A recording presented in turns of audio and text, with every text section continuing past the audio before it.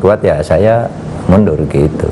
Pernyataan Presiden Jokowi ini memunculkan banyak reaksi dari para guru besar, pada aktivis pro demokrasi yang sungguh menyayangkan pernyataan Presiden seperti ini. Tapi saya ingin, kalau Prof Mahfud sendiri? Enggak, saya enggak berkomentar. Guru besar tuh jalurnya lain, dia murni akademis dan etika seperti yang dipelajari kampus. Saya kan pesaing ya, saya nih politikus, nanti apapun yang saya bilang, wah ini dinilai macam-macam ya, silakan, itu akan bergulir sendiri. Sejauh yang saya tahu itu akan bergulir sendiri seperti efek domino, ini akan kesini kayaknya ya, kalau yang saya lihat. Karena kemarin UGM, para guru besar UGM, Sivitas Akademika sudah mengeluarkan pernyataan darurat demokrasi, merindukan presiden yang mencontohkan negarawan, lalu ada juga UII, lalu kemudian ada UI besok ya, dan UI hari Jumat besok gitu. Menurut Pak Mahfud, ini sesuatu yang sudah Anda lihat sejak awal, hanya baru menggelinding, atau ini sesuatu yang sebenarnya memang akan baru menggelinding tapi akan jauh lebih besar pada akhirnya? Ini baru menggelinding sesudah Pak Jokowi tanggal 24 itu mengatakan bahwa presiden boleh berkampanye, menteri boleh gitu, karena itu menimbulkan kontroversi baru di kalangan akademisi. Karena pasal yang lain yang melarang juga presiden harus tidak netral itu ada kan, sehingga ada yang mengatakan presiden boleh berkampanye itu kalau dia incumbent, menteri boleh kalau dia calon gitu. Nah yang begitu, dan itu pun harus cuti kan begitu. Itu timbul problem seperti itu, masalah seperti itu. Kemudian orang semakin gerah, seperti UGM yang sudah lama kasak kusuk gitu, enggak bisa ditahan muncul. UI pun muncul, loh kok saya belum gitu. Lalu kampus lain mulai nih sudah.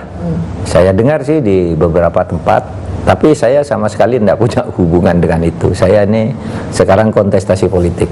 Jadi Anda menahan diri untuk mengomentari? Iya, saya menahan diri. Apa tanggapan seorang Prof Mahfud MD tentang reaksi para guru besar Sivitas Akademika yang melihat sekarang ada kemunduran demokrasi, lalu kemudian hilangnya sikap kenegarawan dari seorang presiden? Anda menolak untuk mengomentari itu? Ya, saya lepaskan dulu status profesor saya karena sekarang saya ini kontestan politik.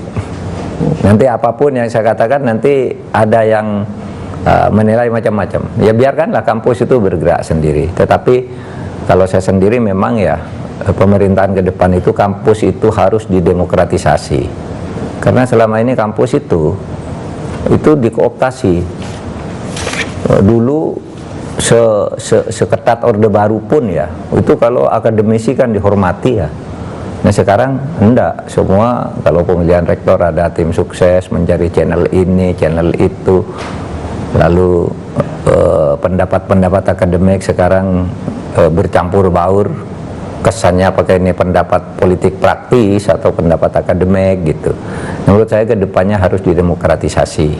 Kampus itu palang pintu etika sebenarnya ya, yang selama puluhan tahun di Indonesia itu kampus, betapapun otoriternya negara, kampus tetap tangguh gitu. Nah yang sekarang nih saya lihat sistem pengelolaan kampus itu sudah terlalu banyak dicampur oleh politik, terlalu birokratis gitu.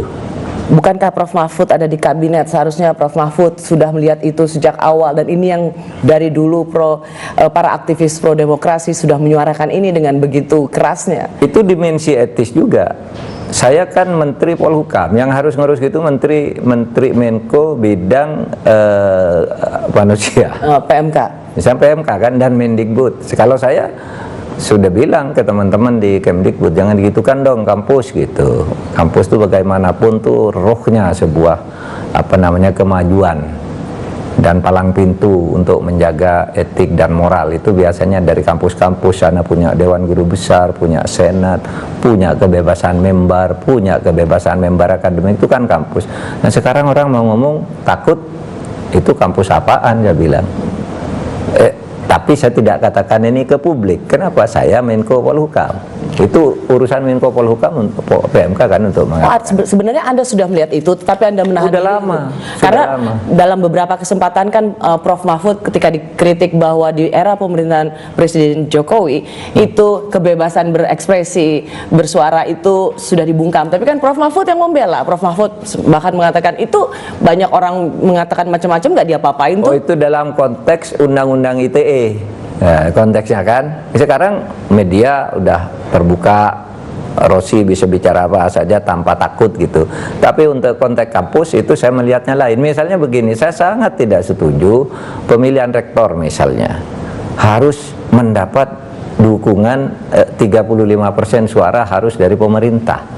Sehingga orang yang sudah menang akademiknya punya kewibawaan, pemerintah bilang tidak karena mungkin beda politik atau karena dicampuri oleh partai politik, lalu tidak jadi. Sehingga sekarang ada gejala orang kalau mau pemilihan rektor tuh membentuk tim sukses kayak partai politik. Ini kalau saya jadi, itulah yang kemudian menjelaskan bagaimana suara-suara kritis dari banyak universitas terbungkam karena rektor itu bagian dari kepanjangan pemerintah. Betul, terbungkam karena itu kepanjangan pemerintah. Dan selalu saya katakan demokrasi dan hati nurani itu akan selalu mencari jalannya sendiri. Nah sekarang jalan sendiri itu udah dibuka, tidak melalui struktural kan mereka. Civitas Academica, siapa Civitas Academica? Itu bukan lembaga. Civitas Academica itu himpunan orang-orang yang diketemukan, namanya Civitas Academica.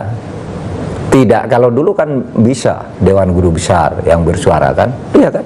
Sekarang Civitas Academica orang yang merasa pernah menjadi mahasiswa, pernah menjadi pejabat, di situ datang semua menyatakan pendapat. Artinya demokrasi ya, dan hati nurani itu tidak bisa dibungkam, pada saatnya akan membuka jalannya sendiri. Dan sekarang sudah mulai buka-buka itu. Sudah mulai ada banyak gerakan-gerakan di bawah.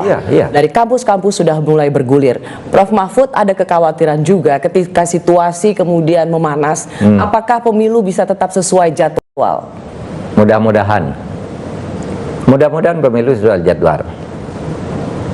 Soal kekhawatiran saya tidak mau manas-manasilah. Pokoknya mudah-mudahan sesuai jadwal.